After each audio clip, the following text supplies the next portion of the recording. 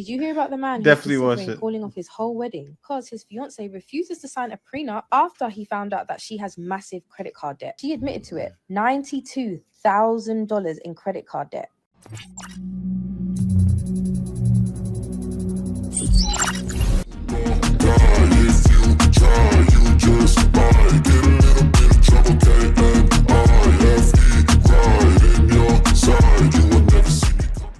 Welcome back to Get It Out. Today we have a video from Modern Dating here. All right, without further ado, let's get to it. Across this middle-aged man calls off wedding after discovering bride-to-be has $95,000 in credit card debt. And the question is, was he wrong for this? Absolutely not.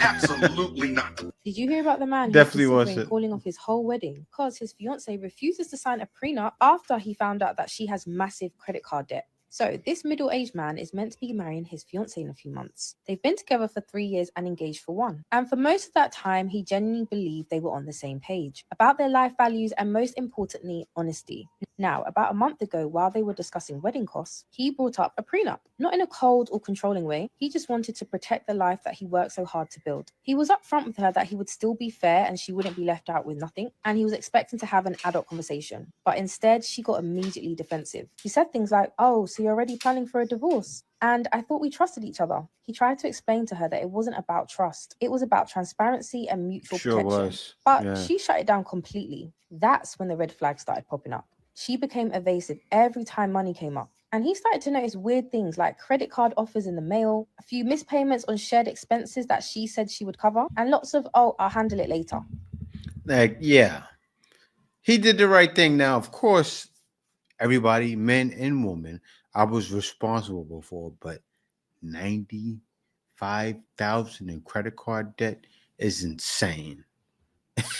Get a He asked her prenup. directly if she has debt. She admitted to it. $92,000 in credit card debt.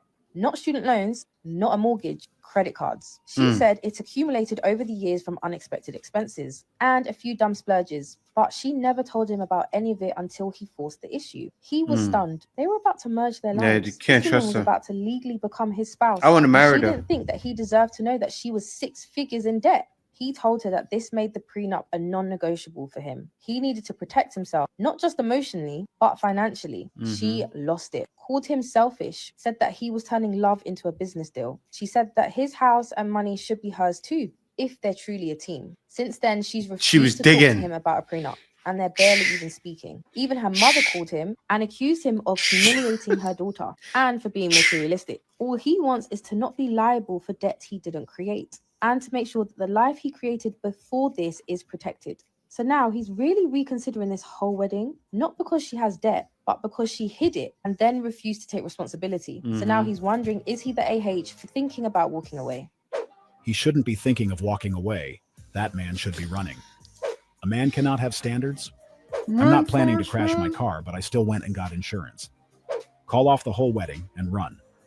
$92,000 is a very serious figure when it comes to credit card debt. You absolutely do not hide that from your partner if you're wanting to plan a future with them. If she can't handle her own finances, how will she handle theirs together? Run. The reality is that he doesn't want to have this heavy start. He is fully aware that it would affect their lifestyle, as the money they could have used for other things would instead go toward paying off her debt. He simply doesn't want to marry someone with this level of spending problem, and this is something she probably will continue doing in their relationship. So he has a lot to consider. Accumulating $95,000 in credit card debt clearly indicates that she has no issue spending money she doesn't have, even if it means falling deeper into financial trouble. That's not a healthy mindset, especially for someone who wants to build a stable and successful life. With that being said, he made the right decision by stepping away before it became more serious. He had nothing to do with the money she spent, likely before they even knew each other, so it doesn't seem fair for him to be responsible for paying half of it. To be honest, she should be thankful for his decision, as it may ultimately help her grow, particularly in terms of money management. She wanted to lean on him to lift half of that weight from her back, but his position made it clear that he wasn't willing to do so. She incurred that debt by buying things for herself, and it's only fair that she pays for it. So, giving her full responsibility will eventually encourage her to be more mindful with money. which will positively influence her future financial decisions. Ladies, don't ever, ever, ever, ever, ever marry a man who makes less money than you. I don't care what the red pill goofies tell you. I don't care what these other dating coaches telling you. I don't care what society at large is telling you. When you are a woman of means and you make good money and you decide to marry down and give a man a chance because he has a good heart, when you roll the dice and you You know, in a situation like this, I'm sure she had no choice. No guys were checking for her, or the guys that wanted her, she didn't want. So she went out and chose this man herself. So for you to say that, it's like, what are they? What are they supposed to do? marry a man who ain't got nothing, this is what That's her. happens. She chose And that. those men, once they get in, put a baby in you and all that, they don't just come for a little something, they come for everything. Because remember, these men are feminine. And when the feminine energy that these men rest in is destructive as hell. Y'all got to remember, we are in a sassy man apocalypse. These men have no shame in taking everything from a woman they've been with in the past, especially women that they don't like. This man obviously does not like this woman. If he did, he wouldn't be trying to bankrupt her. And he's going to take all that hard-earned money this woman been working for since she been 3. She's going to take it and provide for the next woman who ain't got nothing. That's how this game works. So, ladies, y'all govern yourselves accordingly. And y'all better listen to a real one. I'm going to say it one more time. Never, ever, ever date a man who makes less money than you. Dating down is for the birds. Leave that to the masculinas. Sassy man apocalypse. When it's the other way around, it's cool. Yeah. These men ain't men no more. Stop marrying men that don't have money. Don't marry down. I don't know what's going on with this young man. He seems completely confused. He is all over the place. First, he tells women they shouldn't date down because men who earn less will end up taking their money. Then he refers to those men as feminine for receiving what they are entitled to in a divorce. Yeah. He even added that the reason these men get assets from their exes is that those guys don't like them. Honestly, I don't even know where to start. According to his argument, a woman shouldn't date a guy who earns less because he might eventually take her money. But couldn't the same logic apply in reverse? Yes. I it doubt does. he would agree with that because based on his theory, only men They're are supposed to- expected to yeah. give their money away. And that's Mhm. exactly where his argument falls apart. Mm-hmm. The reality is that money has nothing to do with gender. The couple he's referring to built a life while they were married. And when they split, he somehow believes her ex should walk away with nothing simply because he's a man. How does that make any sense? No, because it's literally the truth that the prettier you are, the better you'll get treated. I don't care if you hate me. I don't care if you disagree with me. It's the truth. Pretty people get anything they want. They get anything they want. They can convince people to do whatever they want. They get a lot, okay? If you're not pretty, you're not going to get as many privileges. Pretty privilege is a real thing. Okay, yeah. So when I'm telling you that everyone looks better with makeup, I'm not lying. I don't even know how I'm a pick-me for that. That's the opposite of pick-me. I'm not saying everyone. Okay, I could see what she's saying. She doesn't have makeup on. I could see if she has it on. Yeah, I think I see some. She does have it on. She just doesn't have lipstick on. She's trying to fool people.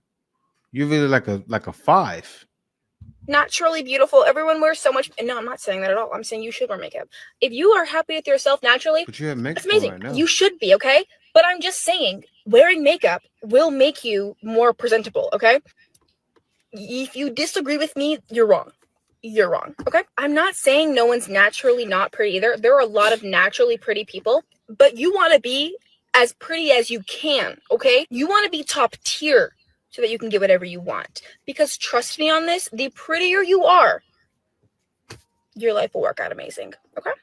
We all know that pretty privilege is real, which is why many people invest significant effort into improving their appearance. The goal is to end up on the more favorable side of things, the side where they receive attention and validation for no reason, where everything they say is perceived as funny or interesting, even when it's not. This is also why those who are attractive often get away with much more. They're given a pass simply because of how they look. And this applies to both men and women. When it comes to men, What's a woman? You want to make their lives more enjoyable. You should be making their lives more meaningful, even. But no matter what, whatever you do not make their lives easier. Do not make their lives more simple. Do not try to make their lives easier. Okay. And I know this is kind of like counterintuitive because as women, like we're just so nurturing and we just want to like help people, like we want to make people's lives easier. And I don't know, especially if you're like an oldest daughter, like you want to like get in there and you want to help. This doesn't work with men, okay? Because two reasons. Number one, they don't speak that same language as us, okay? Like they won't appreciate when you're bending over backwards for them. And even if it does like make their life easier and they're like, oh, that's nice, what it's actually going to ultimately do is make them more lazy. They're going to get used to you bending over backwards and you putting in the extra effort. That's anyone in general. What are you talking about? Immediate instinct is, anyone okay, is she's like got that. this. That's going to make you resentful in the long run, and that's going to make him lazy in the long run. Crazy. And it's a cycle. Here we have another example proving why therapy is so important, especially after going through a traumatic relationship. In this case, there's no need to speculate about the kind of relationship she had. Her message makes it quite clear. From what she shared, it seems things didn't go the way she expected, at least not in this particular area. She likely felt she was supportive of someone who didn't reciprocate or appreciate her efforts. Now she is encouraging others to believe that it's a bad idea to make a man's life easier, overlooking the fact that not all men are the same and every relationship offers a different experience. Instead of projecting her personal disappointment onto others, she could use that experience as an opportunity for growth, improving herself, and setting the stage for a better outcome in future relationships. Now, if you came across someone that used you, you got to understand that's you. Also, on top of that, man or woman, no matter who it is, you can't just be helping people out because they all will take advantage. But yeah, guys, we're at the end of the video. Be sure to subscribe. Also, hit that notification bell just to be sure you get on my videos as soon as I release them. Thank you guys for watching. Peace out. See you next video.